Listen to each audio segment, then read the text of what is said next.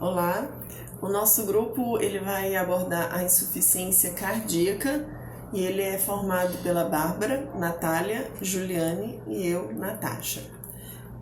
A insuficiência cardíaca, ela também é chamada de insuficiência cardíaca congestiva. É uma doença grave, progressiva e crônica. E como é que ela ocorre? Normalmente o coração ele não consegue bombear o sangue como ele deveria. Ele não consegue suprir as necessidades básicas dos tecidos de forma adequada. Ele precisa de uma pressão de enchimento muito maior. Então, por definição, nós temos que a insuficiência cardíaca é uma síndrome clínica complexa que resulta de alterações cardíacas estruturais e funcionais que comprometem o enchimento ou a ejeção ventricular. Os sintomas variam desde um fôlego mais curto, a uma fadiga maior do que o normal, um raciocínio mais lento e até o batimento cardíaco acelerado ou palpitações. Tem vários outros sintomas dentro de quem tem insuficiência cardíaca, mas esses são alguns para a gente ver a variação que existe, né? Então, explicando um pouco, o coração ele não consegue bombear a quantidade de sangue oxigenado para os órgãos do corpo e com isso as pessoas passam a ter alguns sintomas e a perda de função de alguns órgãos. A insuficiência cardíaca ela não compreende apenas o mecanismo hemodinâmico, né, da falência do miocárdio, mas também envolve reações sistêmicas progressivas de natureza hormonal, que independem da doença primária. Então, o coração ele vai crescendo em tamanho para conseguir bombear mais sangue. Só que conforme ele fica maior, mais pesado, mais musculoso, ele fica menos eficaz. Daí ele tenta bombear mais rápido e com isso a pessoa também sente taquicardia. Na maioria dos casos tem a disfunção sistólica, ou seja, a perda de função contrátil do coração. Como ele aumenta de tamanho para conseguir pegar mais sangue e bombear sangue para o organismo, já que a força é menor e o volume é um pouco maior, ele consegue enviar um pouco mais de sangue para tentar sanar as necessidades de oxigênio dos outros órgãos. Então ele cresce e fica mais volumoso.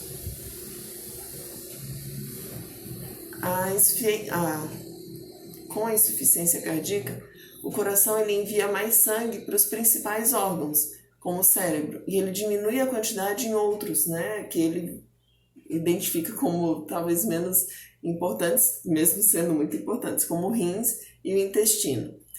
Então, se a pessoa tem insuficiência cardíaca, provavelmente ela vai ter outras condições associadas, como a doença coronariana, quem já teve infarto, que daí o músculo do coração fica mais enfraquecido, a hipertensão arterial, que ela vai elevar o trabalho do coração e a longo prazo o coração fica mais fraco, e também se as válvulas do coração não funcionam bem, elas vão predispor à insuficiência cardíaca. E tem muitas outras doenças que a gente vai ver mais para frente. Quanto à classificação, nós podemos dividir a classificação da insuficiência cardíaca como temporal, anatômica, quanto ao débito cardíaco, quanto à etapa do ciclo cardíaco e quanto ao perfil hemodinâmico. Como temporal, a gente pode dividir entre aguda e crônica. Como aguda, quando uma injúria ocorre ao coração e acaba levando à instalação de forma abrupta do quadro de insuficiência cardíaca, como o infarto agudo do miocárdio ou algumas cardiomiopatias virais muito agressivas. Então, isso leva de forma rápida, de forma aguda, à insuficiência cardíaca. Conforme a clínica médica da USP, o que difere o marco de tempo entre agudo e crônica são 6 meses. Até 6 meses é uma insuficiência cardíaca aguda e após isso é crônica. A crônica também é uma forma mais prolongada e a incidência mais insidiosa. O principal motivo da descompensação que acontece é a não adesão ao tratamento, seja farmacológico ou não. Por exemplo, o paciente hipertenso com insuficiência cardíaca que não controla bem a pressão. Isso leva a uma insuficiência crônica.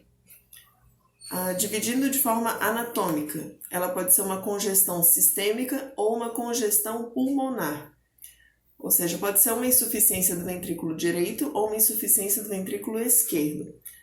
Se for no ventrículo esquerdo, gera uma congestão pulmonar. Se for no ventrículo direito, a principal causa é a insuficiência do ventrículo esquerdo, porque o ventrículo direito é uma câmara que não está acostumada a trabalhar com altas pressões. Se o ambiente pulmonar tem uma pressão muito elevada e a pós-carga do ventrículo direito acaba sendo muito aumentada também, e esse aumento da pressão pulmonar por conta de uma insuficiência do ventrículo esquerdo acaba tendo também uma insuficiência do ventrículo direito. E daí tem uma congestão sistêmica. Quanto ao débito cardíaco, ela pode ser de baixo débito ou de alto débito. Ou seja, a insuficiência de baixo débito é a que ocorre na maioria dos casos. Ela está relacionada ao aumento muito intenso das demandas metabólicas periféricas e o coração não dá conta de suprir esse aumento. Como exemplo, a gente tem uma anemia muito grande ou um quadro de sepse. Isso leva a uma insuficiência cardíaca de baixo débito.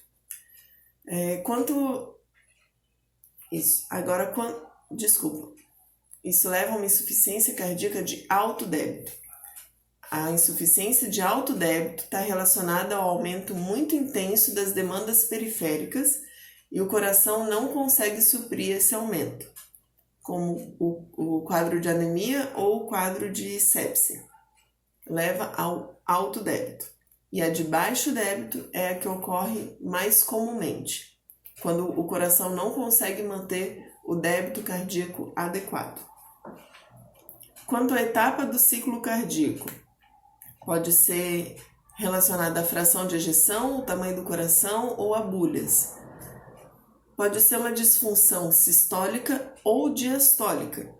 A sistólica está relacionada a um quadro de dilatação do ventrículo, quando ele não consegue manter a força de contração para fazer a sístole adequada. Na função diastólica, o ventrículo não consegue relaxar de forma adequada, não consegue acomodar o sangue de forma adequada. A fração de ejeção difere entre as duas, né? Ela é reduzida na disfunção sistólica e preservada na diastólica. Outra diferença é em relação ao tamanho do coração. Na disfunção sistólica, ele está maior devido à dilatação, à cardiomegalia. Na diastólica, ele tem uma hipertrofia excêntrica, né? A redução do lúmen. Então, não tem cardiomegalia, mas tem o coração normal. Outra questão são as bulhas. Na disfunção sistólica, tem a dilatação do ventrículo e o aumento da complacência ventricular, que está associada a uma terceira bulha. Né? Na fase de enchimento rápido, tem o turbilhonamento de sangue dentro do ventrículo dilatado e daí vai ser auscultado a terceira bulha. Na disfunção diastólica, como o ventrículo está mais rígido, vai ter a presença de uma quarta bulha, como se fosse uma bulha atrial. Ou seja, no final da diástole, vai auscultar um som que vem da contração atrial, que tenta vencer a resistência de um ventrículo que está mais rígido. E também a classificação ela pode ser quanto ao perfil hemodinâmico, que está relacionado é uma relação que se faz entre congestão e má perfusão. Então, se ele está congestionado e com uma má perfusão, ou se ele não está congestionado, não tem má perfusão, ou não está congestionado e tem má perfusão. É feita essa relação. E agora o grupo continua com as outras características da insuficiência cardíaca.